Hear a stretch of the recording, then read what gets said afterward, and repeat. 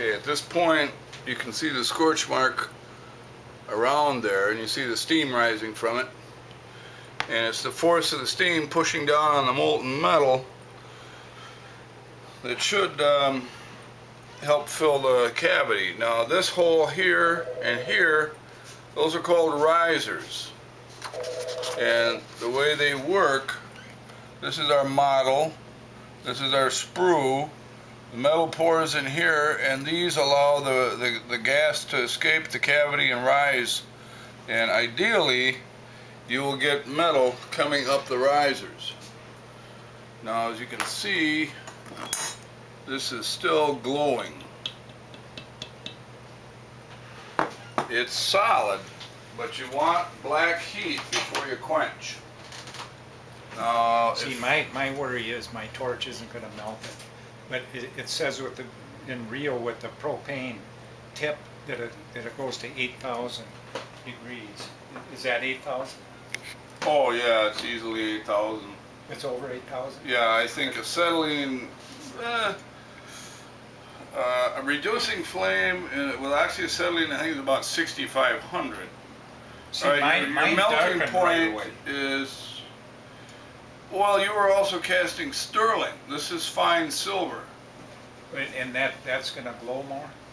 Well, it's not going to oxidize as fast because there's not as much copper in it. Oh,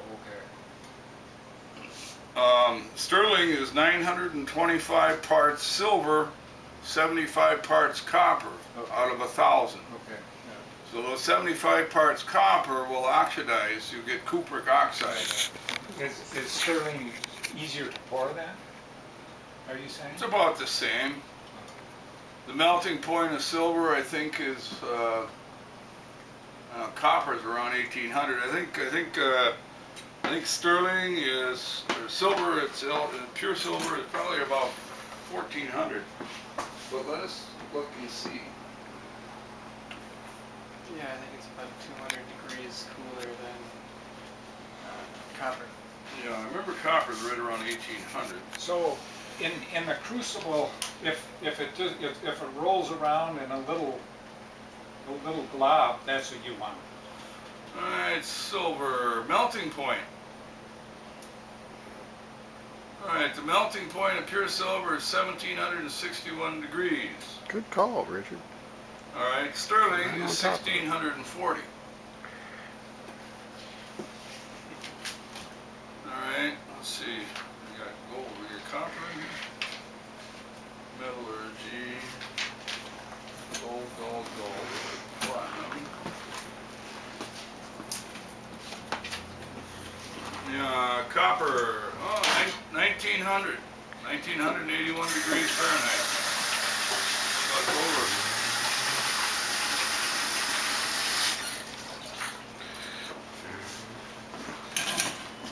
So, platinum is real exciting. Platinum is $3 grand.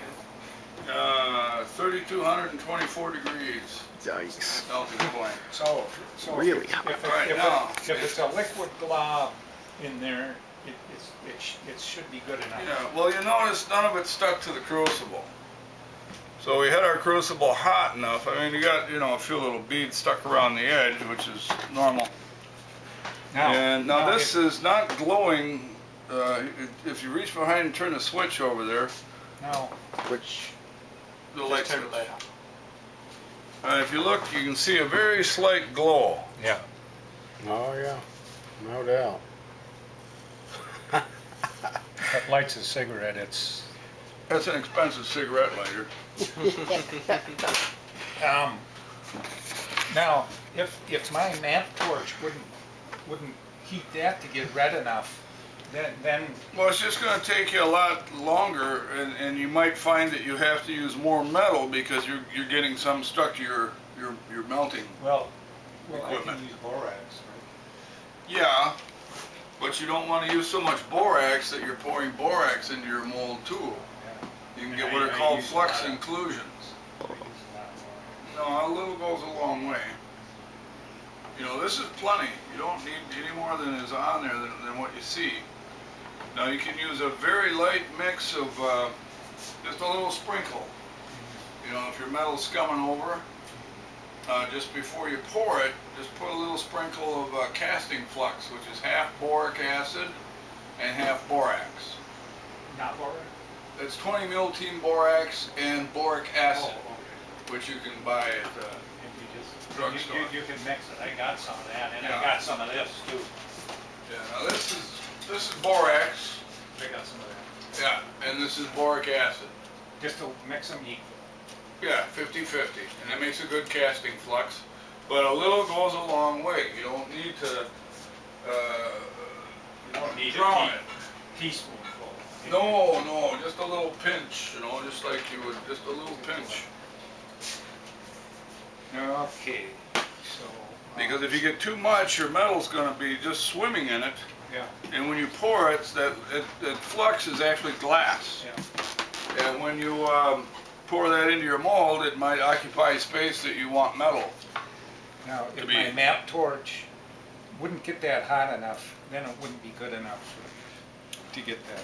Well, it's easy enough to try. I mean, you just take a torch, you melt some metal, and you pour it into sand or something, or pour it into a can of water, and you'll get casting shots, so it's easy enough to remelt. A big solid piece is a lot harder to melt than little pieces. Yeah. So if it'll come as clean as this does, then you're good to go. So why don't you draw me a pan of water over here? Oh, we got one. All right, and we'll quench this mold now.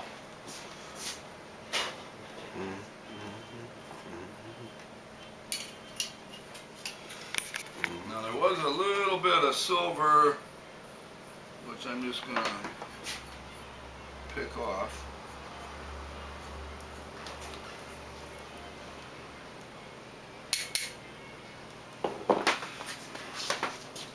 Now you see the color of the top of the mold here? Yeah. It's a light gray. Yeah. All right, that's a good visual cue that your mold is burned out. Because George is burning out at home with a hot plate, and it doesn't have any parameter on it.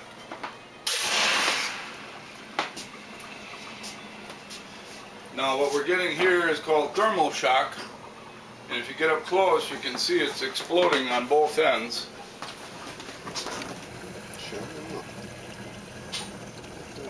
And it's the difference in temperature, it's causing the mold to explode.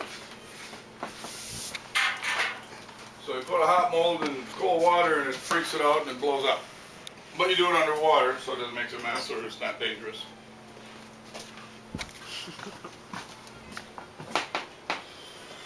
So let's see how we did.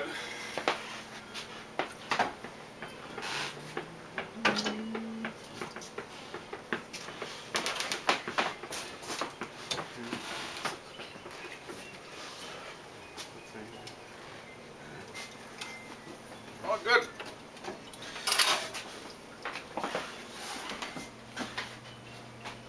Well, maybe not so good. Huh? It wasn't good? Oh, shit. It did turn out. It didn't? Mm-mm. Well, you got one spot on the eye that didn't, Well, the eyes were supposed to, yeah. let's see it. Nah, fuck no, man. Didn't come close. Didn't come close. It's supposed to be. I don't know. Well, the alternative here is for the grand sum of $10. We will cast it for you. You just send us a